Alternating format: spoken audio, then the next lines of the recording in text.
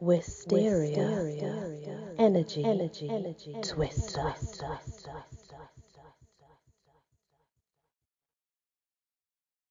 Hello everyone, welcome back to these bite-sized tales. This one's called The Huldra by J.T. Williams. The problem with the North Sea is that it's so damn cold. Well, that's one problem. You would think to move from the Carolinas in the good old US of A that it wouldn't be too bad to do some technical work for 6 months in the dead of the Norwegian winter. You'd also be wrong. I'm used to working around other men for months on end, but when you struggle to speak a single Norse word about the only thing you can find is a good Norwegian woman, except on an oil rig there are no women, just me and some guys. In case you're wondering, that's not my thing. Luckily, due to a severe mechanical malfunction, we'd been moved back to Oslo. I took a cab to the outskirts of town near a large woods, something called Helvetor. There's a nice bar here. Seemed like a good, laid-back place. Plus, I'd heard it was frequented by what I do want: women. Attractive women. Something I needed. Like right then. I went up to the bar and ordered a beer. It was a bit more sour than I preferred, but it would get me started. There were plenty of women, and one old man. I sat down at the bar and scanned for those that might notice me. I turned to take another sip from my beer and someone sat down beside me. Good. I turned and to my disgust found the old man. "You're an American, aren't you?" "You assumed that pretty quickly. You sound like an American." "I didn't assume shit." "You shouldn't either. I see you're looking at these women." "Don't bother, you don't want them." This old man is funny. "Really? I take it you had personal experiences in that."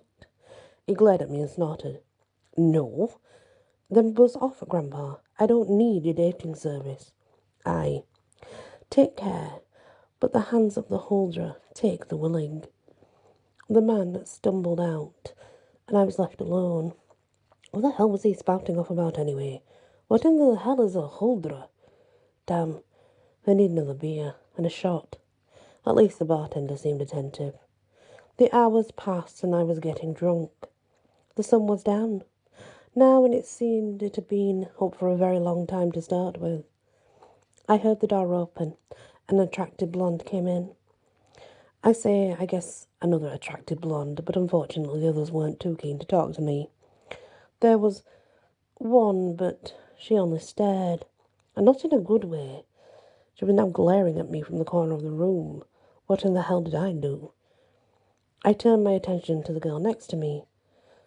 "Can I just have some vodka?" she asked. The bartender served her up a shot and she slammed it. Her accent was familiar. She was American too. I'd say from Northeast. Boston, maybe. "Hey," I said. I knew it was cheesy, but it was something. She smiled. "You're American?" "Working in the North, oil." She gave me a coy smirk. "Cool. I'm here on a story for a magazine. I'm alone other than my camera guy, but I was trying to find something a bit more fun to do." "I have something fun for you." That blonde pushed her way between myself and my fellow American. "Sorry," the blonde said in a seductive way. "I've been watching, and when foreign, you should try foreign delights, not cheap and things like her." I love this accent. Wow. Maybe it's like Russian, I don't know. The American girl turned and stomped off. I think she's crying. What can I say? I guess I'm an asshole. It was love. Maybe it was a mix of alcohol and a sweet scent that drew me away from the bar as she led me out the door. "Let's get away from here." I laughed as she laughed and tried to hide her smile. Her eyes moved up and down me. I grinned almost foolishly, and with a jaunt through the snow, she took me into the woods.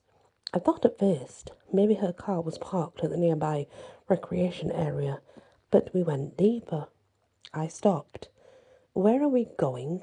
She stood straight, her legs together, A tight skirt formed around her body, and a cleavage poked through a short coat. I watched her as she scanned the area. There was something on her back that I hadn't noticed before. It looked strange. She had been running backwards, or was I just that drunk? She pushed herself against me. I know what you want. I know what all men like you want, and I give it to you. Oh, yeah. Her fingertips glided down my stomach. Something slippery moved up my leg, but she kissed me before I could look down. I threw my arms around her neck to feel her body, but her skin was coarse. It felt oddly familiar, but even in my drunken state, no, I shouldn't be feeling that. I glanced around at the trees. That's what it is. Am I pushing her against a tree? Her hands gripped my waist and I gasped. Okay, finally.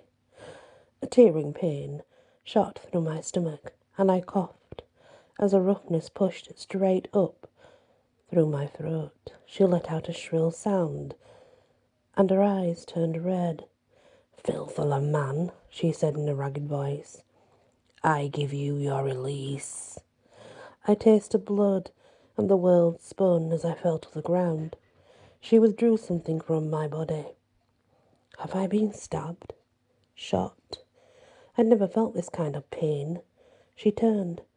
Her back was tree bark, and a bloody tail whipped behind her as she disappeared into the approaching storm, my blood melting into the snow.